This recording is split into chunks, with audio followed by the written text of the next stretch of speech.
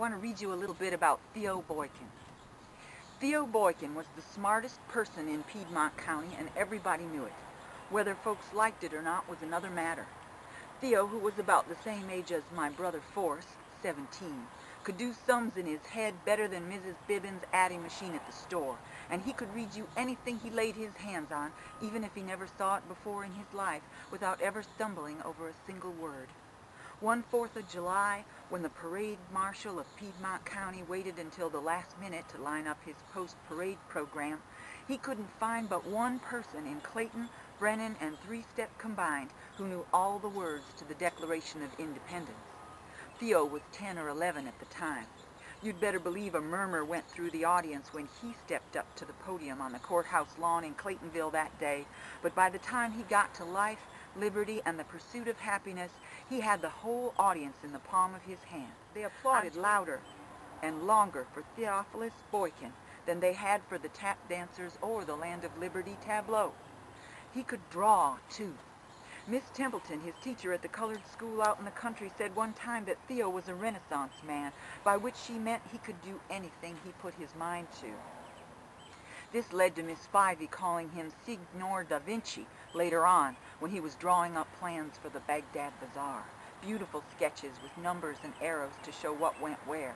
None of us knew who Signor da Vinci was until we had a lesson at school on him and Michelangelo that included the opportunity to lie on your back and paint whatever you wanted on the underside of your desk for as long as your arm could stand it. So why Georgia and why Baghdad? The Georgia part is easy to explain. I grew up in a bicultural household. My father was born in Milwaukee, Wisconsin, like me, and my mother was born in Gordon, Georgia.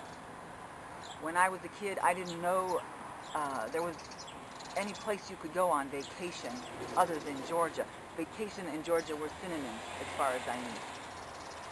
So I kind of got a long background with Georgia, and while I was writing this book, the voice that I was hearing in my head was my mother's older sister, Aunt Sissy, who still lives in Georgia. My mother is now in Milwaukee, Wisconsin. So the Georgia part is kind of easy to explain, but I think I've always planned, and even have it on other occasions written, stories and materials that drew on that whole, that place and those people and those voices. The Baghdad part, well, the Baghdad part came into it in 2003. And I kind of got it in my head that I wanted to write a novel. I wanted to write a novel in which Americans had a different relationship to Baghdad than the one that was developing in 2003.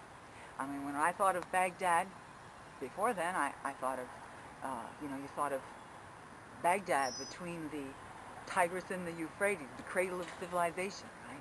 You thought of the Arabian Nights and Harun al-Rashid, the Caliph, Harun al-Rashid, who was, one of the great adventurers of the Arabian Nights. You thought of all those kinds of things.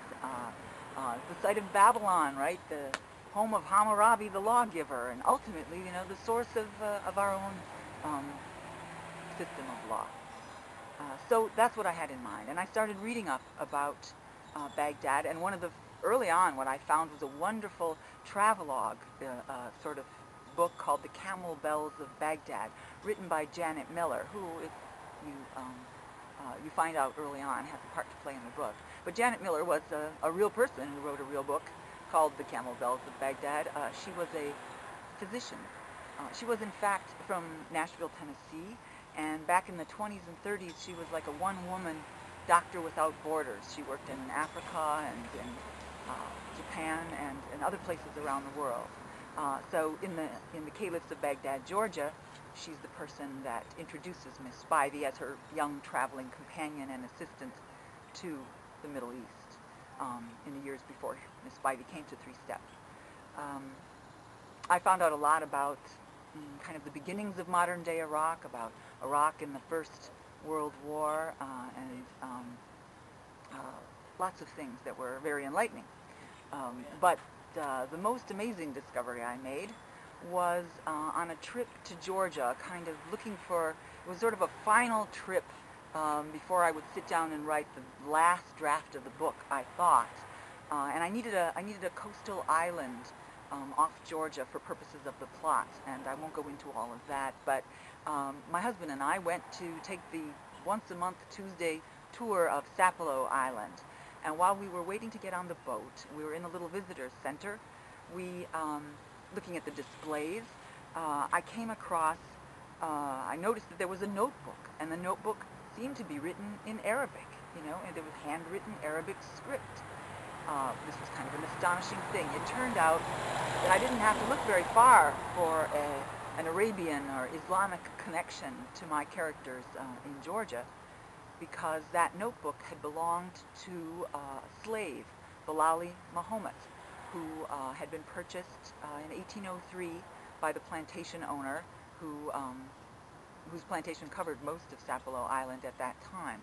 And Bilali Muhammad was a literate Muslim. He'd been kidnapped as a teenager from his home in West Africa. And I kind of started reading in that direction and found out that there were other slaves who were literate Muslims.